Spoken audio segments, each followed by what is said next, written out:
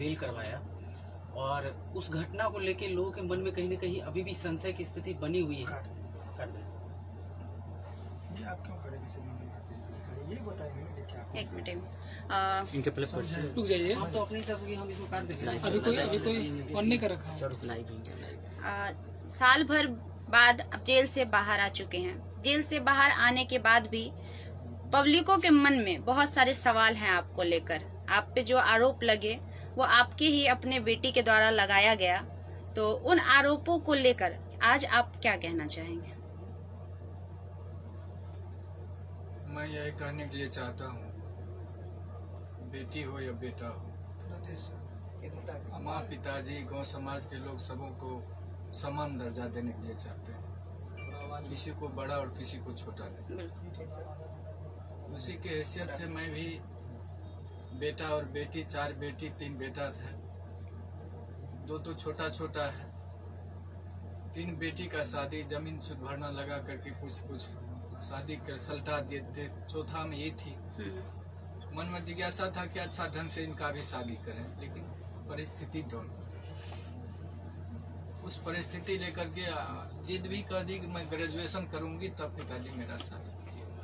भरोसा दिलाई, सहानुभूति हुआ, अच्छा शिक्षा की ओर झुकाव है तो थोड़ा और सहानुभूति दे करके क्रेडिट लोन विद्यार्थी क्रेडिट लोन ले करके इनको ग्रेजुएशन करवा देते हैं। शिक्षा का विनाश नहीं होता है। मैं यही चलते उन पर सहानुभूति रखा, और जहाँ जहाँ सोचे साइड बिजनेस थोड़ा लगा देते हैं, जीविका से जुड़ा दिए। गौ समाज में 10 ठो समूह चलाएगी, उससे जो होगा आगे विकास, बुद्धि भी विकास उनका होगा। सेप्स ऑफ कंपनी से भी जोड़ा दिए थे। वहाँ जहाँ जहाँ अररिया मीटिंग होता था, पूर्णिया मीटिंग होता था, गाड़ी ड्राइव कर करके इस अवस्था में उस बेटी को हमने पहुँचा, और बड़ी आत्मबल था कि यह बेटी मेरा कोई रोशन करेगा। लेकिन दुर्भाग्य था मेरा ही दुर्भाग्य है, वह बेटी आज मेरा कहीं का नहीं रहा। साल भर जेल में सधवाया, कानून का शरण लिए, लोअर कोर्ट रिजेक्ट किया जज साहब, वकील साहब, हाई कोर्ट में बेल फाइल किया गया, लेकिन सत परेशान होता है, पराजित नहीं होता है। हाई कोर्ट में बेल फाइल हुआ, वकील साहब शिवानंद बाबू, वकील साहब अजय ठाकुर हाई कोर्ट से रिजेक्ट भी करवा करके किसी तरह से बेल का अनुसंधान जारी किए कि ऐसा जो भी परमात्मा का मौज हुआ, इन लोगों की सहानुभूति मिली। आज साल भर भी जेल से में भी शिवनंदन बाबू की सहानुभूति वर्णन नहीं हो पाता। वहाँ जेल गेट पर भी पहुंच करके इन्होंने पिता का रोल अदा किया कि अब बंदी मेरा है, अधीक्षक साहब यह बंदी मेरा है, इसको कोई तरह का तकलीफ नहीं होना चाहिए। हम भूमिका को शिवनंदन बाबू पहुंचाइए, और साल भर के बाद बेल लिए।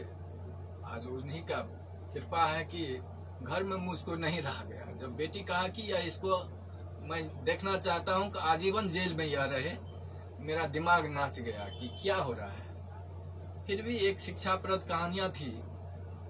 एक बिच्छू जब पानी में डूब रहा था तो साधु महात्मा पार हो रहे थे, वह बिच्छू को बचाने के लिए अपने हाथ पर लिया। बिच्छू 2 बार डंक मारा, डंक को सह कर करके महात्मा ने वह बिच्छू को पार लगा दिया। वही मैं चाहता हूं कि वह बिच्छू की तरह वह बेटी नहीं बने। बेटा तो पिता का गोद का भरने वाला होता है। जहाँ कहीं भी वह बेटी रहे, अपना जीवन जीविका चलावे। और मैं क्या बोल सकता हूँ वह पिता के दर्जा में। रोइए मत।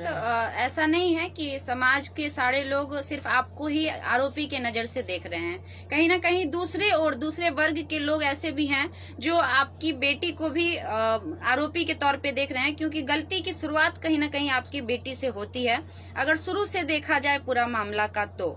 लेकिन जैसे ही आपके आते ही एक बार आरती ने फिर से सवाल शुरू कर दिए, तो आरती के लिए आज आप क्या कहेंगे? वो आरती की मर्जी है, जो करा।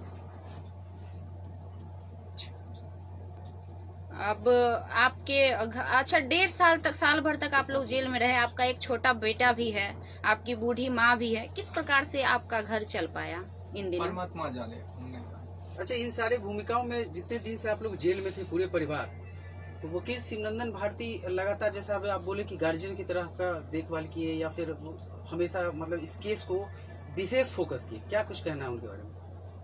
यह वर्णन नहीं हो पाता। मतलब इतना बेहतरीन उनका परफॉर्मेंस रहा जी। आपके केस को लेके। आप एक पिता हैं, लोग ये भी जानना चाहते हैं कि उस रात में असल में क्या हुआ था, कुछ आपको याद है? आप मतलब कुछ देखे थे? बता पाएंगे? आरोप तो झूठे भी लगते हैं, सही क्या है वो तो माननीय न्यायालय के ऊपर है, लेकिन आप कुछ बता सके थोड़ा सा? मालूम थोड़ा सा हुआ तो सोचा कि प्रेम तो अंधा होता है। अच्छा, समय जो रहता है, वो अवस्था जो रहता है, परे हो रहता है, लेकिन उस पर कितने कितने विद्वान लोगों का भी पैर फिसल जाता है, महात्मा को भी पैर फिसल जाता है। हमने सोचा कि जब इस तरह की घटना हुई तो उसको बचाने के लिए हल्ला हुआ कि चोर आ गया है, डकैत आ गया है गोली मारने के लिए। उससे पूर्व भी लड़का वो उन्होंने धोस दिया था कि मैंने गोली से उड़ा दूंगा। किसको दिया था? पवन यादव को, मेरे बेटा रवि का। अच्छा, गोली से उड़ा दूंगा, बचने के लिए नहीं था। उस पीरियड में उन्होंने घर में पकड़ाया तो हल्ला हुआ कि डकैत आ गया, डकैत आ गया।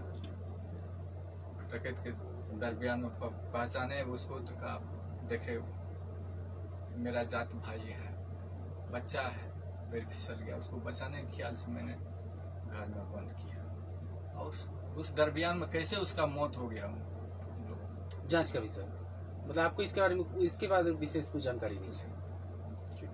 तो आपको नहीं लगता कहीं ना कहीं छोटू को इंसाफ नहीं मिला? हो गया। और छोटू का इंसाफ हम क्या थे? ठीक।